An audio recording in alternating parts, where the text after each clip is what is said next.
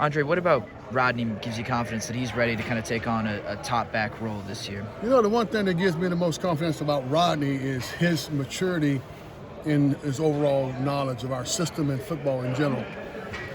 He has really, really worked hard at learning football, not only offense, but defensive football as well, which helps you anticipate.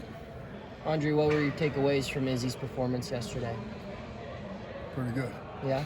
Pretty good. How much pride does that give you seeing a kid, come in here as a 3-star and then, put on a show like he did this past fall and then earn himself a lot of money by showing out like that at a pro day? Well, DNA is most of that, right? And that's most of DNA. But, you know what, the kid really matured, and that's the whole process, trust the process. Izzy was a talented guy. Let's don't lose focus of that. But what Izzy did, he learned football. And so I talked to a couple of those scouts that interviewed him, and they talked about what anticipation he had, what good vision. And a byproduct of that is being able to know where the line's going, who they're working to anticipate. It's all about anticipation. Izzy's good. Do you see a similar thing with Rodney? Like he's still learning? Yeah, because 2 years ago, Izzy would just run. He'd run in our guys' backs, he'd run the wrong hole. And when he learned where the ball should go based on the defense, and also learned that every run's not a home run, sometimes a 3-yard run's a good run, right?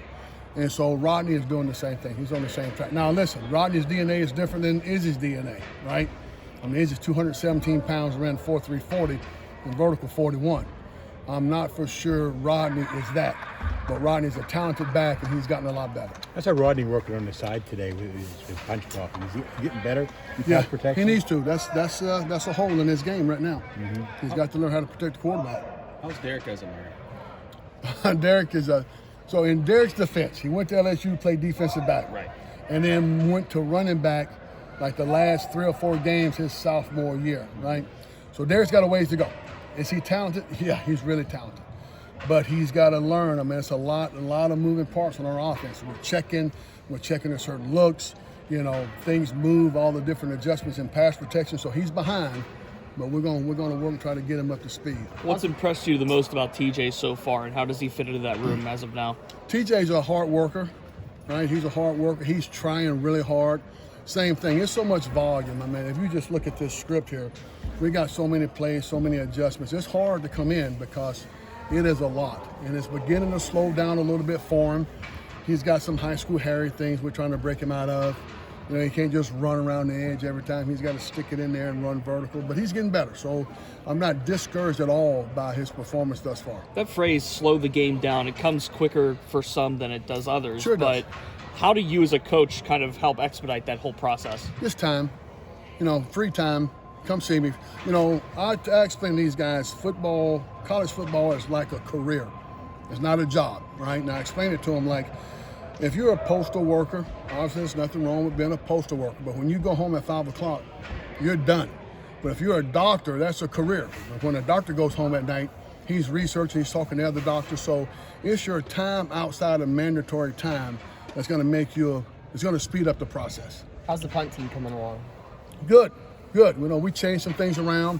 It's a lot of the things we've already done, but we just organized it a little bit better, gave it terminology, and we're just a lot more specific. We got 2 good punters.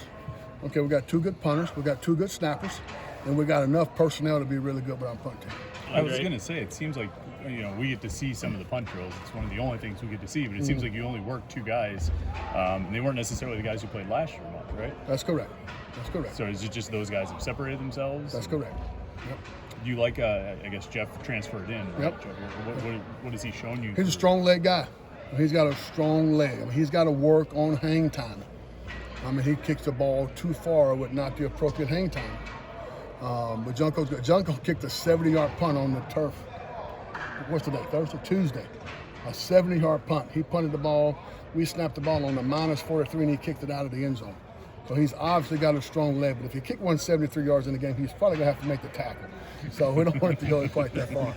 Andre, Daniel has told us a few times, like, hey, I can play tailback. I can do things back there. He will.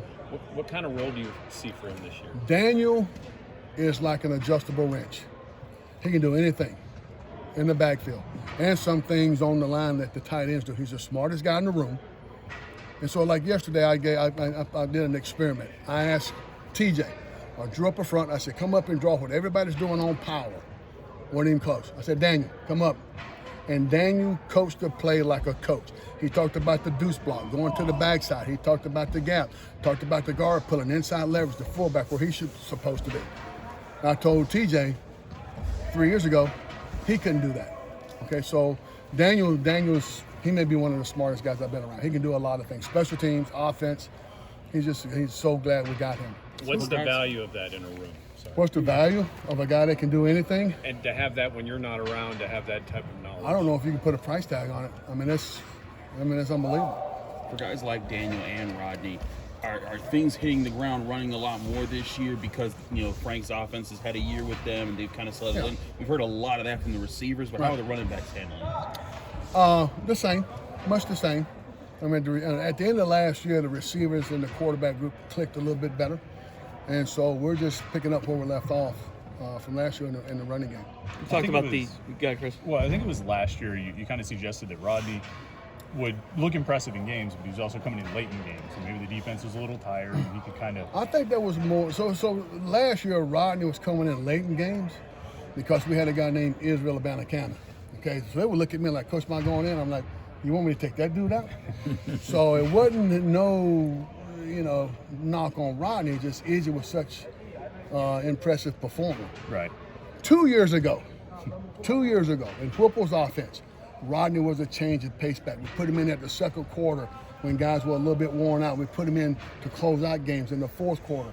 One of the things that Whipple wanted to look at when he came in at halftime was how many plays have we run on offense, because he was always wanting to put a lot of wear and tear on the defense. And then we could put a guy with fresh legs with not a lot of hits on him, and he can go in the game. He was different for those guys, the tackles you guys saw.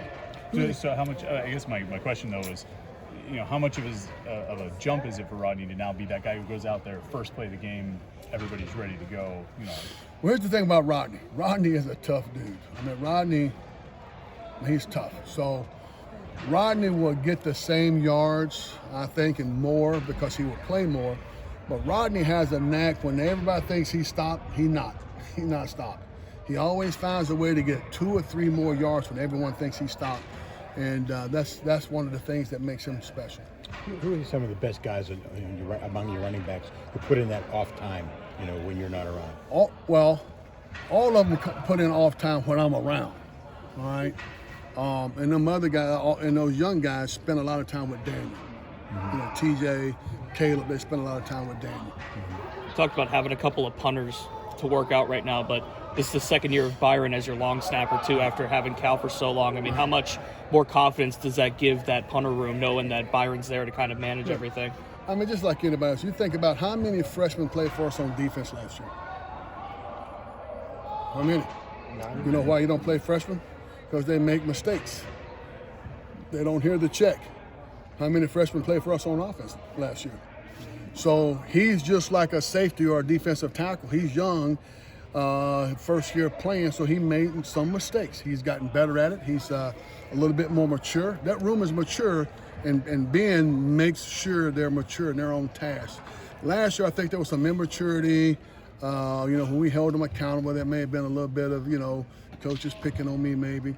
But this year, those guys are on top of it.